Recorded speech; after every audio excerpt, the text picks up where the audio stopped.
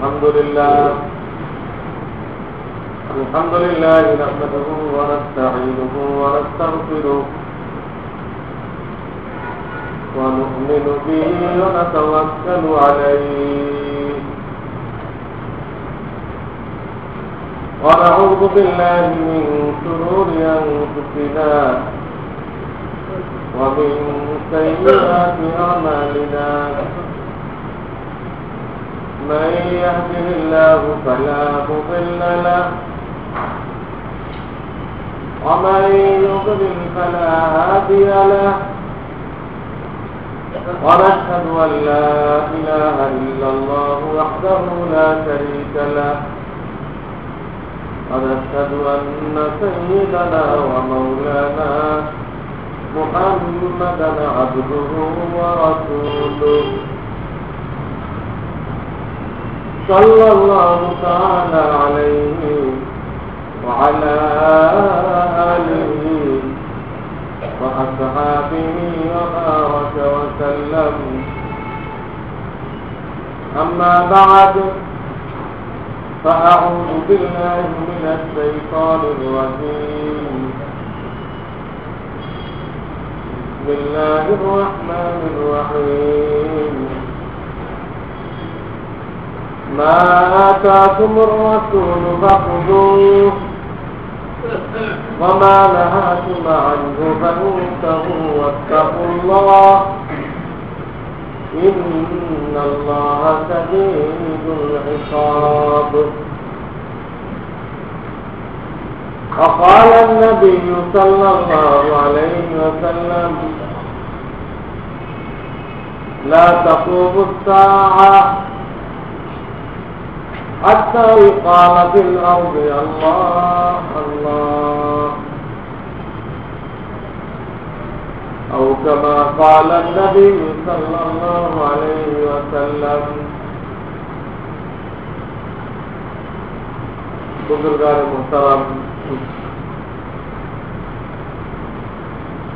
আল্লাহ রাব্বুল আলামিন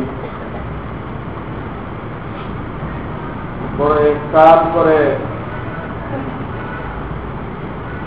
আমাদেরকে দ্বীনের উপরে কায়েম রেখেছেন।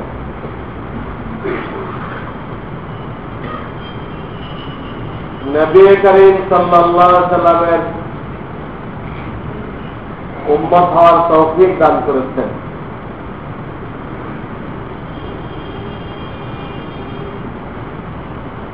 কোরআন এবং সুন্নাহর ভিতরে আল্লাহ রাব্বুল আলামিন আমাদেরকে দুনিয়া আখিরাতের কামিয়াবির জন্য দুই ধরনের নির্দেশ দিয়েছেন। কিছু নির্দেশ আছে যেগুলোকে করণীয় বলা হয়, আর কিছু নির্দেশ আছে যেগুলো বর্জনীয়, নিষেধ।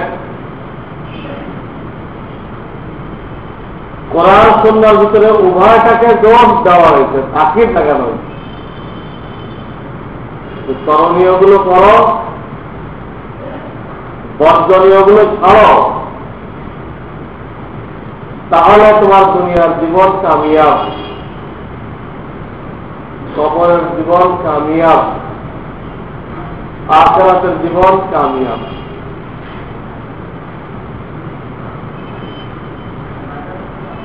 আজকে আমাদের হালাত, মুসলমান নামে আমরা যারা দুনিয়াতে আছি, করণীয় গুলো কম বেশি আমরা করতেছি, অনেকে করতেছি, কিন্তু বর্জনীয় গুলোকে আল্লাহ তাআলা যে তাকিদ দিয়ে নিষেধ করেছে, এর উপরে যে আযাব গজবের হুমকি দিয়েছেন, হুঁশিয়ারি উচ্চারণ করেছেন, আজকে আমরা সেটা অনুধাবন করতে সক্ষম হইনি। কত তাকিদ করা হয়েছে হারাম কাজ বর্জন করার জন্য, গুনাহে কবিরা ছেড়ে যাওয়ার জন্য কতটুকু তাকিদ দাও, এইটা বুঝতে আমরা সক্ষম হইনি। আমরা করণীয় গুলোকে ইসলাম মনে করি, ওর উপরেই কামিয়াবির আশা করি, বর্জনীয় গুলো ছাড়ার জন্য আমাদের কোন তৎপরতা নেই, মাথা ব্যথা নেই। অথচ কোরআন সুন্নাহ প্রত্যেকটা জায়গায় উভয় সাইড বলা হয়েছে। এই জন্য আমি একটা আয়াত পড়েছি, যেখানে নবী করিম সাল্লাল্লাহু আলাইহি ওয়াসাল্লাম বলতেছেন, মা আতাকুমুর রাসূলু ফাখুযুহু, আমার রাসূল তোমাদেরকে যেটা করতে বলেন ওটা করো, ওয়া মা নাহাকুম আনহু ফান্তাহু, যেগুলো নিষেধ করেন ছাড়ো। এই দুটা মিলে শরীয়ত, আল্লাহ দ্বীন, উভয়টা লাগবে। একটা চাক্কা দিয়ে গাড়ি করতে পারেন, একটা বাহু দিয়ে পাখি উঠতে পারেন, একটা পাও দিয়ে মানুষ চলতে পারেন, কতটুকু চলছে। ঠিক এখানেও দুটো সাইড দেখা হয়েছে, এগুলো করো, এগুলো খাও। আর এই হুকুম আকাম গুলো বোঝার জন্য আল্লাহ উদাহরণ দিয়ে থাকেন শরীরের চিকিৎসার দ্বারা। আল্লাহ হুকুম মানলেন, বর্জনগুলো ছাড়লেন, রুহানি দিক দিয়ে, আধ্যাত্মিক দিক দিয়ে এই লোকটা সুস্থ হয়ে যায়, তখন সে দ্রুত জান্নাতের দিকে আগাইতে থাকে। আর গুনাহ করলে সে দ্রুত জাহান্নামের দিকে আগাইতে থাকে, বেহেশতে যাওয়ার মতো শক্তি তার থাকে না। এটাকে বোঝার জন্য বলতেছে শরীরের কি হুকুম, স্বাস্থ্যের কি হুকুম। একটা লোক যদি স্বাস্থ্যের ফর্মুলা মানে স্বাস্থ্য ভালো হয়ে যাবে, দুর্বলতা দূর হয়ে যাবে। ফর্মুলা মানতে হবে, কিছু করণীয় আছে এগুলো করতে হবে, কিছু বর্জনীয় আছে ছাড়তে হবে, সে সুস্থ হয়ে যাবে। ঠিক মতো খাইতে হবে, ঘুমাইতে হবে, শরীর চর্চা করতে হবে, গোসল করতে হবে, শরীরের জন্য যে খাবার দরকার সব ধরনের খাবার খাইতে হবে, যাতে সব ভিটামিন সে পেয়ে যায়। এগুলো করণীয়। বর্জন এগুলো মানতে হবে, কুপত্তি খাওয়া যাবে না, যেগুলো খাইলে দাক্ত হয়, পেট খারাপ হয়, এগুলো খাওয়া যাবে না। বিষাক্ত কোনো জিনিস খাওয়া যাবে না, কুপথ্য খাওয়া যাবে না। যেগুলো তার জন্য ক্ষতিকর সবই আমার নিয়ামত, কিন্তু সব নিয়ামতের জন্য সব মানুষ ঠিক না, সবই নিয়ামত, কিন্তু সবাই সব নিয়ামতের উপযুক্ত না। এটা শরীয়তের বিধান, যেটা আপনার সমস্যা হয় এটা আপনি খাবেন না, এটাই শরীয়ত, এটাই তাকওয়া, এটাই সুন্নাত। বলা না বিসমিল্লাহ বলে খাওয়া কোনো অসুবিধা নেই, শরীয়ত না, এটা মূল কথা। সব আল্লাহ বানাইছেন, আল্লাহ তাফসীর রাখছেন, এক একটার মধ্যে এক তাফসীর রাখছেন। ওই তাফসীর ওই বস্তুর না, ওই তাফসীর আল্লাহ রেখেছেন, আল্লাহর দেওয়া তাফসীর। তাতে আপনি উল্টা করবেন, আমার বলবে আল্লাহ ভরসা করছি আমি, ভুল করেন। আপনি বিষ খাইবেন আর বলবেন যে আল্লাহ ভরসা করে খাইবেন, ভরসা করে আপনাকে খাইতে বলা হয়নি। সাবজেক্টটা লাভ দিয়ে বলবেন আর বলবেন যে আল্লাহ ভরসা করে লাভ দিচ্ছে, এইরকম ভরসা করতে বলা হয় নাই, আল্লাহ আপনাকেও বলা হয়েছে, নিষেধ করা হয়েছে। ওয়ালা তুলকু বিআইদিকুম ইলা তাহলুকা, আল্লাহ তাআলা কোরআনে বলতেছেন তুমি নিজেকে ধ্বংসের দিকে ঠেলে নিও না। এই আয়াতে বিশ্ব তাদের থেকে লাভ দেওয়া, শিক্ষকের গাড়ির তলে পড়া, গলায় দড়ি দেওয়া, সব হারাম, গুনাহ কবিরা করি। আল্লাহ নিষেধ করতেন ওয়ালা তুলকু বিআইদিকুম ইলা তাহলুকা, এইগুলো সব মানতে হবে, এগুলো খাইতে হবে, এইগুলো বর্জন করতে হবে। কুপথ্য খারাপ জিনিস, পচা বাসি পরহেজ করতে, উভয়টা যখন আপনি একসাথে করবেন কোন ডাক্তারের পরামর্শে, দেখা যাবে যে 1 মাসের মধ্যে আপনার স্বাস্থ্য ঠিক হয়ে গেছে, ভগ্ন স্বাস্থ্য ভালো হয়ে গেছে। নিয়ম মানছেন আপনি, করণীয়টা করছেন, বর্জনীয়টা বর্জন করছেন। ঠিক তেমনি ভাবে একটা মানুষ যখন শরীয়ত লঙ্ঘন করে, আল্লাহর হুকুমকে লঙ্ঘন করে, না নামাজ আছে, রোজা আছে, সারাদিন হারাম নিয়ে আছে, গান বাদ্য, মদ, এই সমস্ত আজে বাজে হারাম জিনিস নিয়ে আছে, এই লোকটা কিছুদিনের মধ্যে অসুস্থ হয়ে যাবে। হারামের দ্বারা শুধু পরকালে আজাব হবে তাই না, দুনিয়াতে আজাব হবে, সে অসুস্থ হয়ে যাবে, খতম হয়ে যাবে। তখন যদি তার হুঁশ ফিরে আসে এবং সে কোন আল্লাহ ওয়ালার কাছে পরামর্শ করে করণীয় গুলো করতে আরম্ভ করে, হারাম গুলো থাকতে আরম্ভ করে, তো আল্লাহ রাব্বুল আলামিন কিছুদিনের মধ্যেই রূহানি দিক দিয়ে, আধ্যাত্মিক দিক দিয়ে তাকে অনেক উন্নতি দান করবে, উন্নতি দান করবে। 10-20 বছর উল্টা করে বিপদে পড়ে গেছে, যখন আল্লাহর পথে ফিরে আসবে, সব গুনাহ ছেড়ে দিবে, করণীয় কাজ করতে আরম্ভ করবে, সে রূহানি দিক দিয়ে, আধ্যাত্মিক দিক দিয়ে আল্লাহ তাআলা তাকে সুস্থ করে দেবে। একই ধর্ম, একই ধর্ম, ডাক্তারের কথা মানলে স্বাস্থ্য ঠিক হয়ে যায়, ভগ্ন স্বাস্থ্য ফিরে পায়। আল্লাহ ওয়ালাদের কথা মানলে আধ্যাত্মিক দিক দিয়ে, রূহানি দিক দিয়ে সে মজবুত হয়ে যায়, তাও মজবুত হয়ে যায়, তার কোনো পরেশানি থাকে না। দুনিয়ার জিন্দেগি তার জন্য জান্নাতের জিন্দেগি হয়ে যায়। স্বাস্থ্য উভয়টা করতে হবে, স্বাস্থ্য রক্ষার জন্য যেমন উভয়টা জরুরি, একটাতেই স্বাস্থ্য রক্ষা হবে। শুধু আপনি ভালো ভালো খাইলেন, ওষুধ খাইলেন, কিন্তু ডাক্তার যেগুলো মানা করছিল ওগুলো জানলেন না, এই ওষুধ আপনার কাজ হবে। যত খাইতে থাকেন, যত বিদেশের নামি দামি হাসপাতালে যান, কাজ হবে না, কেউ আপনার স্বাস্থ্যকে ঠিক করতে পারবে না, কারণ ক্ষতিকর জিনিস আপনি বন্ধ করেন না।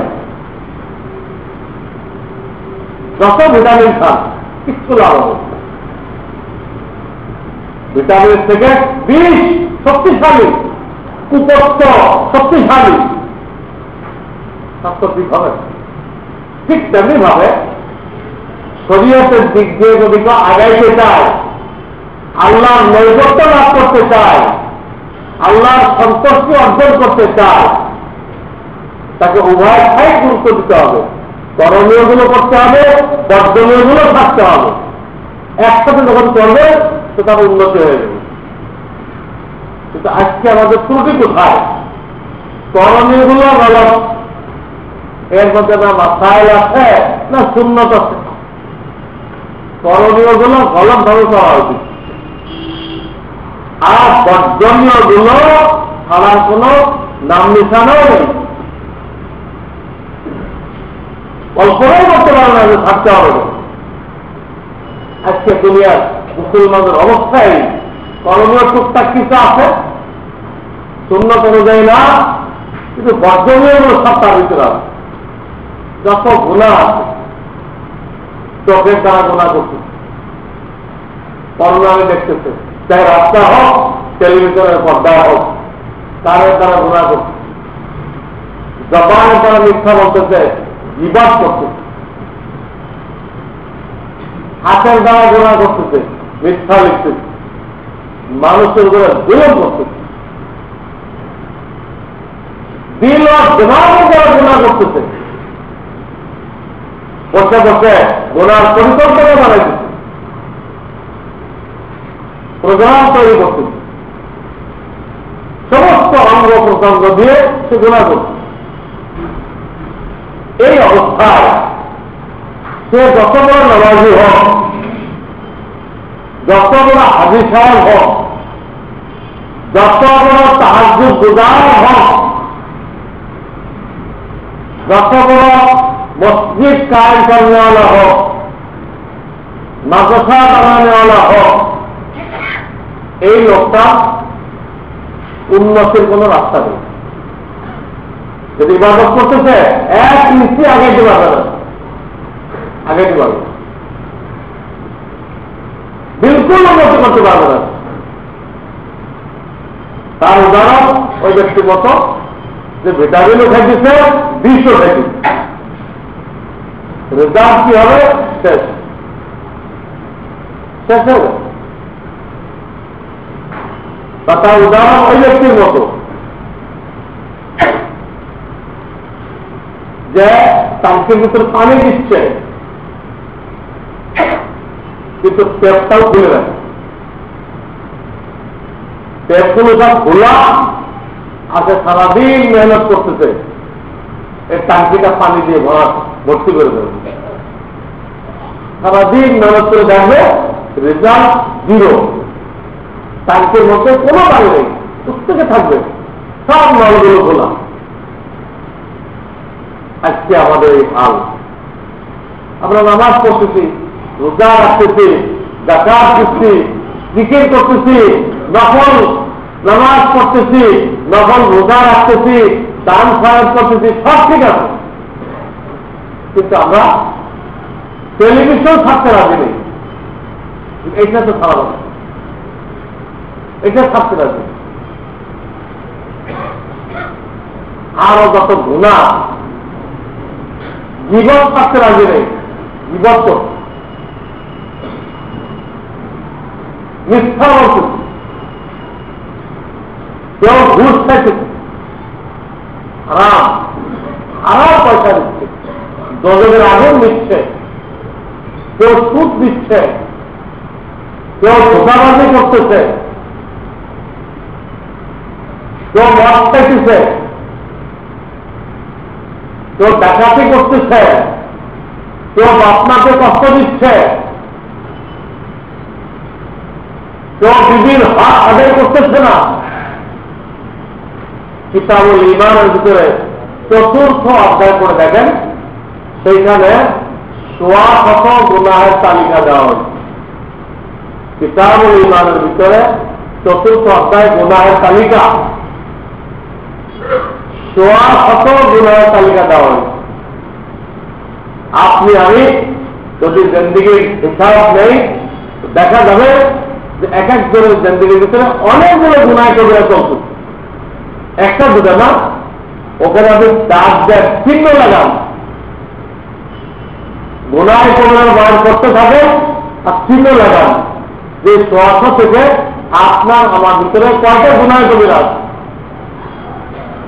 একটা গুনাহ কবিরার ভিতরে এই পাওয়ার আছে যে মানুষকে দোজখ পর্যন্ত পৌঁছে দিতে পারে, একটা গুনাহে কবিরের মধ্যে এই পাওয়ার আছে। সেইখানে যদি আমরা অনেকগুলো গুনাহ কবিরের মধ্যে থাকি, তাহলে আমাদের কি হাল হবে? আমাদের নেকি দ্বারা আমাদের দিলের মধ্যে শান্তি হাসিল হবে। অনেকেই শিকায়ত করে, হুজুর আপনার বলেন কোরআন তেলাওয়াত করলে, নামাজ পড়লে, জিকির করলে শান্তি আসে, আমি তো সবই করতেছি, শান্তি তো আসতেছে না, আমার সর্বক্ষণ অশান্তি, সর্বক্ষণ পেরেশানি, যেখানে যাই খালি পেরেশানি সন্ধান, অবস্থা কেমন? আমি তো তাহাজ্জুদও বাদ দেই না, জিকির আজকার বাদ দেই না, কিন্তু শান্তি তো পাইছি। তাকে বলা, ভাই এয়ার কন্ডিশন চালু করলে পরিবেশ ঠান্ডা তো হবে, কিন্তু শক্ত দরজা জানালা বন্ধ করে রাখতে হবে।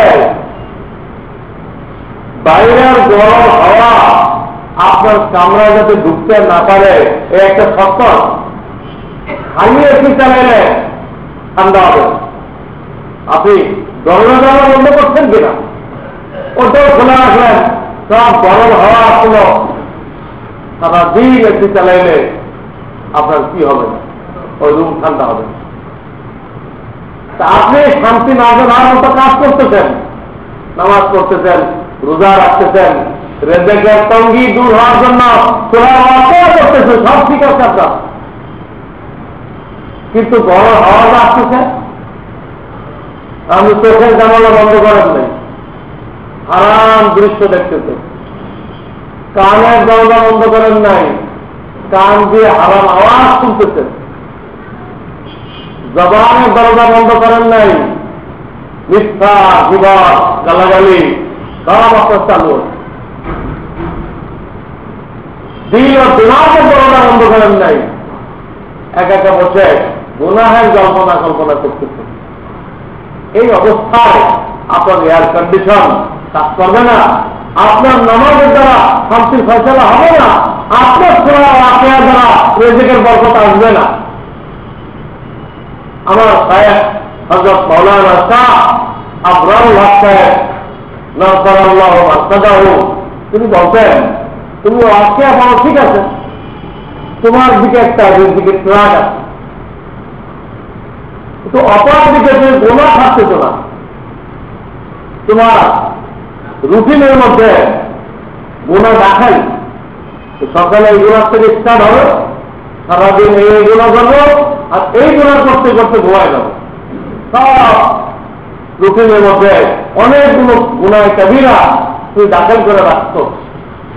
এই যে গুনাহ করতেছ, এতে রিজিক বন্ধ হওয়ার একটা সুরাত তুমি চালু করে দিচ্ছ।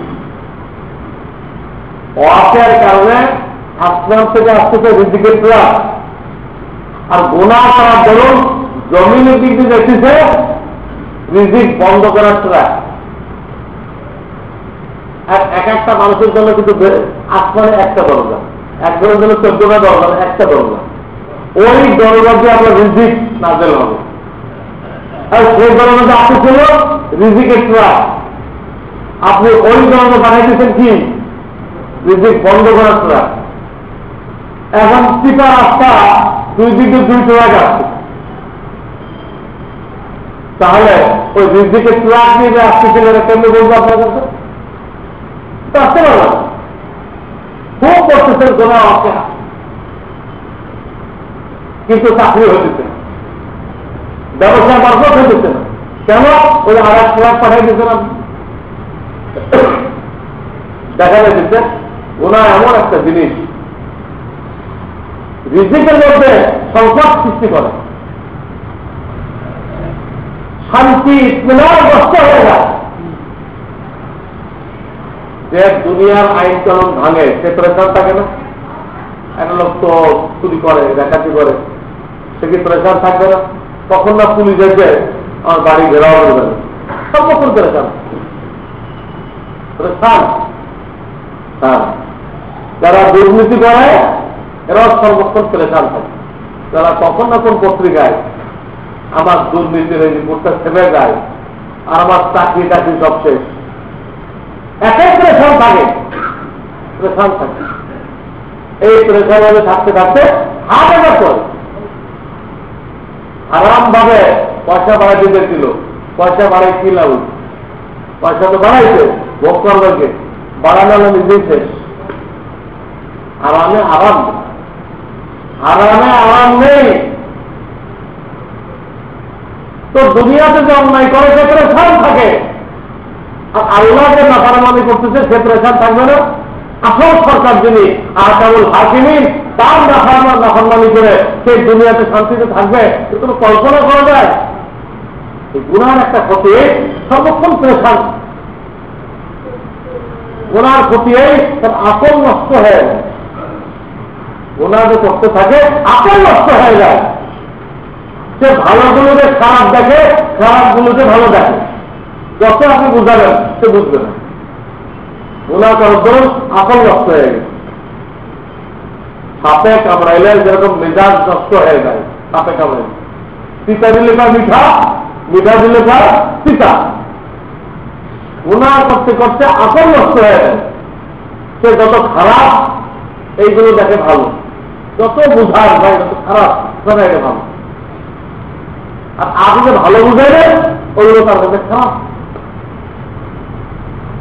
সব কাজ উল্টা করতে থাকে, আকল নষ্ট হয়ে যায় গুনাহ করতে। তখন বেকুব হয়ে ভালো কাজ আর করতে পারে, আল্লাহ আমাদের সহমতে যেতে পারে না। গুনাহ করলে স্বাস্থ্য নষ্ট হয়ে যায়, গুনাহ শাস্তির স্বাস্থ্য নষ্ট হয়ে যায়।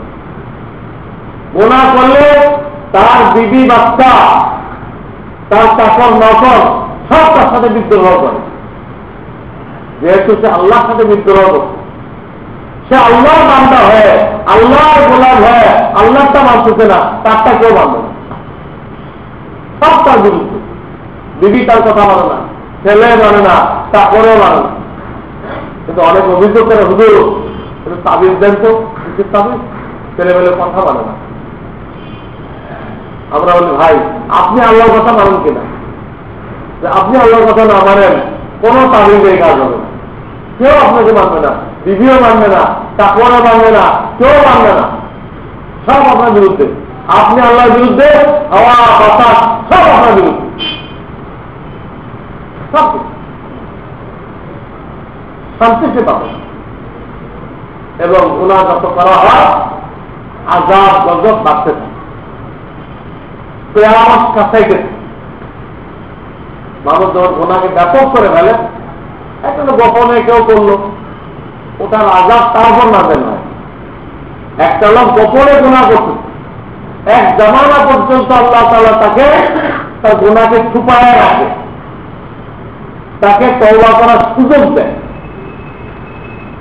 কিন্তু যখন সে গুনাহকে বন্ধ করে না, তখন আল্লাহ তাআলা প্রকাশ করে দেয়, তাকে বিপদে ফেলে দেয়, বিপদে ফেলে দেয়।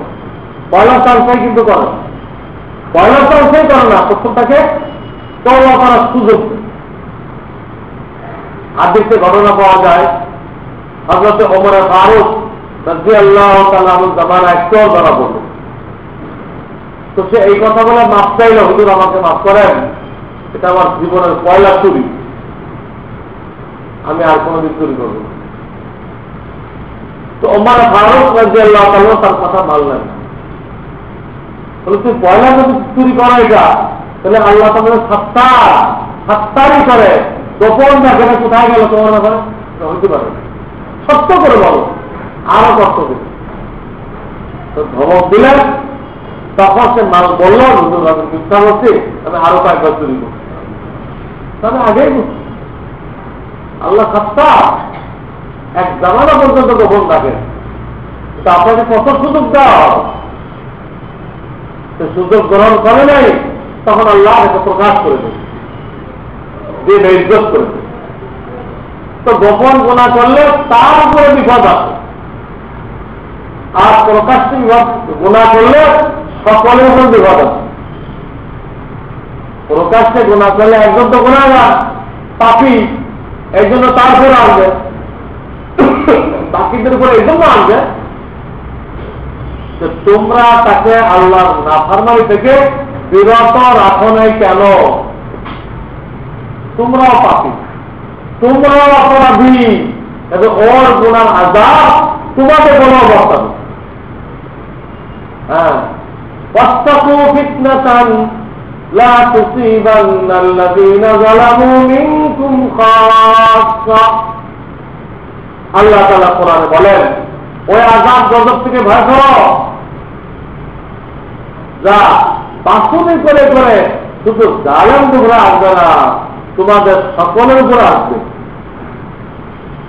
আযাব গজব আসবে, সকলের উপরে আসবে, তোমার সকলেই অন্যায় করে। একজন বাস্তবে অন্যায় করছে, নাফরমানি করছে, আর তোমরা তাকে বিরত রাখতে চেষ্টা করো নাই, বুঝাইতে চেষ্টা করো নাই, এই দিকে তোমরাও নাফরমান। সৎ কাজের আদেশ ফরজ, অসৎ কাজের নিষেধ এটাও ফরজ। যারা নেককার ছিল, নামাজি ছিল, তারা তো ফরজ তরফ। অসৎ কাজ থেকে নিষেধ না করে ও যেন হারাম করছে, এও হারাম করছে।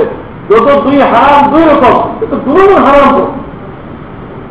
এই জন্য হাদিস শুনেছিলাম, আল্লাহ তাআলা জিবরাইল আলাইহিস সালামকে পাঠাইছে, অমুক বস্তি উল্টাই দাও লোকজন সহ। জিবরাইল আলাইহিস সালাম যাই দেখে, হ্যাঁ এটা গুজব আল্লাহ করছে, আল্লাহ তাআলাকে জিজ্ঞাসা করলেন যে আল্লাহ এমন এক ব্যক্তি রয়ে গেছে 1 সেকেন্ডের জন্য আপনার নাফরমানি করছে। আল্লাহ বললেন, বস্তি আগে তার ঘর উঠাও, তারপরে অন্যদের ঘর উঠাও। কেন? সেও নাফরমান, তার সামনে এত নাফরমানি হইতেছে, আমি তাকে এলেম দিয়েছি, দিনদারি দিয়েছি। সেই দিনদারির দাবি ছিল লোকগুলোকে বাধা দিতে, বুঝাইছে। এই দায়িত্ব সে পালন করে নাই, নাহি আনিল মুনকার করে নাই, সেও অপরাধ, তাকে সহ আযাব দাও। এইদিকে চিন্তা করলে আমরা কেউ কিন্তু বাঁচতে পারব না।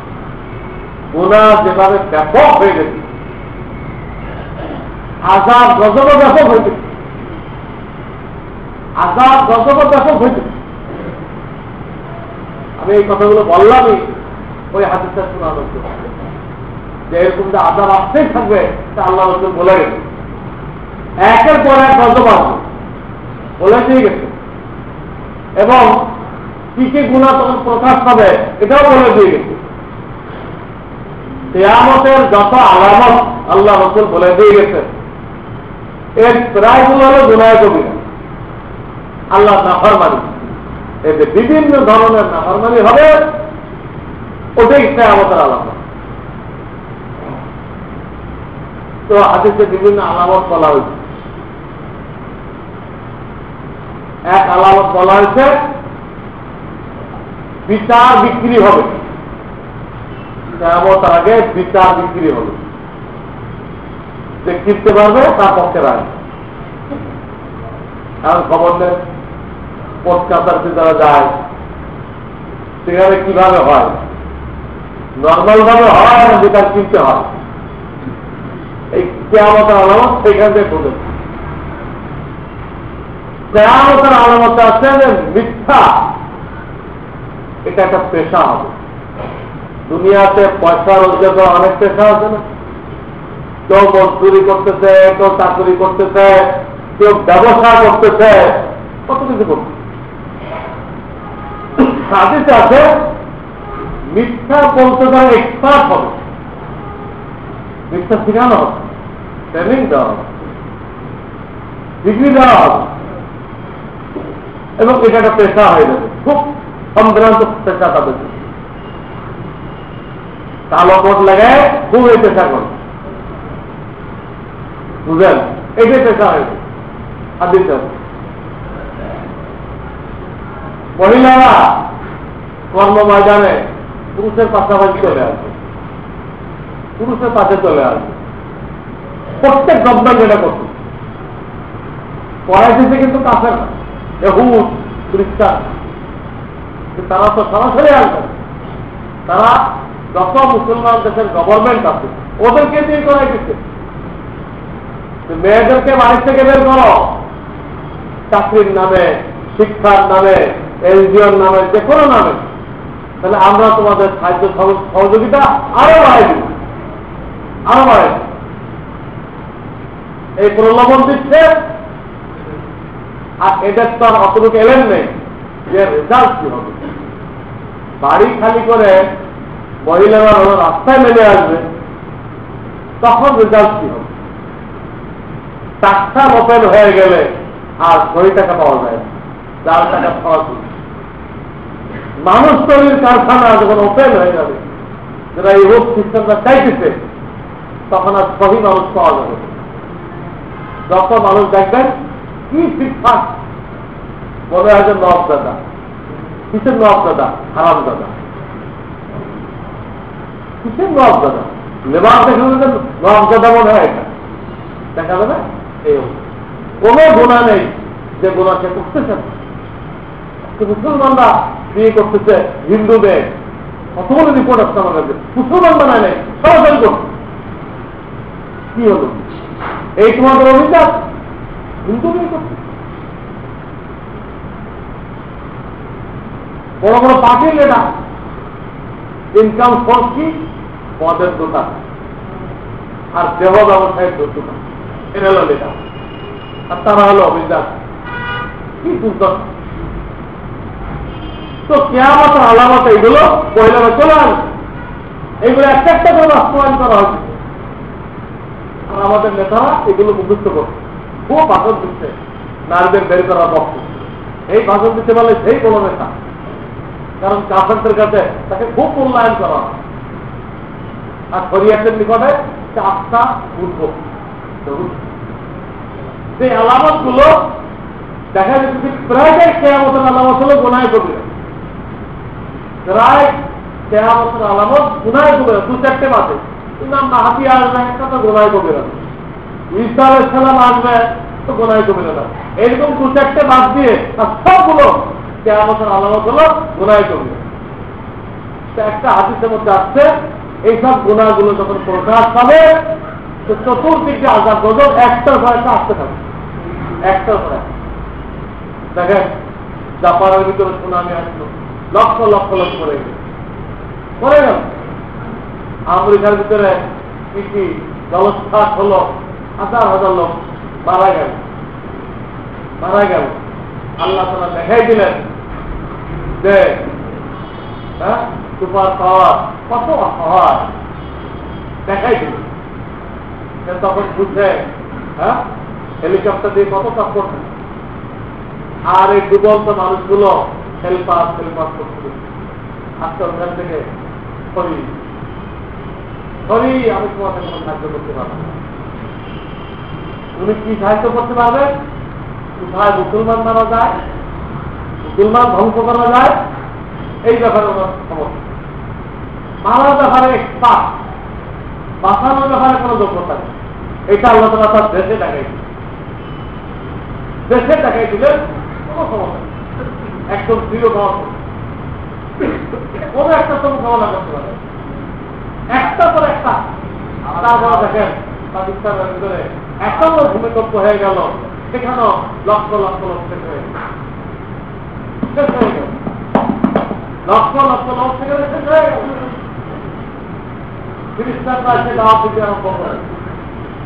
খ্রিস্টানদের দাওয়াতে সেখানে 70 থেকে 75,000 লোক খ্রিস্টান হয়ে গেছে। 70,000 লোক খ্রিস্টান হয়ে গেছে। কোন অসম্ভব না কালকে আমাদের দেশে এরকম আসবে। আমাদের কোনো গ্যারান্টি আছে? সুনামি আর টর্নেডো আর এই ভূমিকম্প সব এদিক ওদিক হবে, আমরা মাঝখানে ফাঁকে বেঁচে যাবো? সত্যিই কালো না। আল্লাহ তাআলা এখনো আমাদের সুযোগ দিয়ে রাখছেন, এখনো সুযোগ দিয়ে রাখছেন। আমরা যে আমাদের মারুফ করি, নাহি আনিল মুনকার করি, তো আল্লাহ তাআলা আমাদের থেকে আযাবটা হটাবেন। আর আমরা যদি কাফের চলতে থাকি, উদাসীন, কোন ফিকির নেই, সে নিজেকে বাঁচানোর ফিকির আছে, আল্লাহ আমাদের বাঁচানোর ফিকির আছে, আল্লাহর আযাব থেকে আমরাও বাঁচতে পারবো না। কোরআন আয়াত, ওয়াত্তাকু ফিতনাতান লা তুসিবান্নাল্লাযীনা যালামু মিনকুম খাসসা। খাসসা মানে খাস করে যারাই তো আসবে, অন্যায়কারীর উপর আসবে আযাব, তোমার উপর আসবে না এরকম মনে করো না। এর জন্য ভাই প্রত্যেক মসজিদে গুনাহে কবিরার তালিম হওয়া দরকার। গুনাহে কবিরার তালিম হইতে হবে যে এই জিনিসগুলো গুনাহে কবিরা, এবং গুনাহের দ্বারা দুনিয়াতে আখিরাতে কি কি ক্ষতি হয়, এই ক্ষতিগুলো একটা একটা করে বলা দরকার। একটা একটা করে বলা দরকার। একটা গুনাহ বলে দিল, একটা ক্ষতি করে দিল।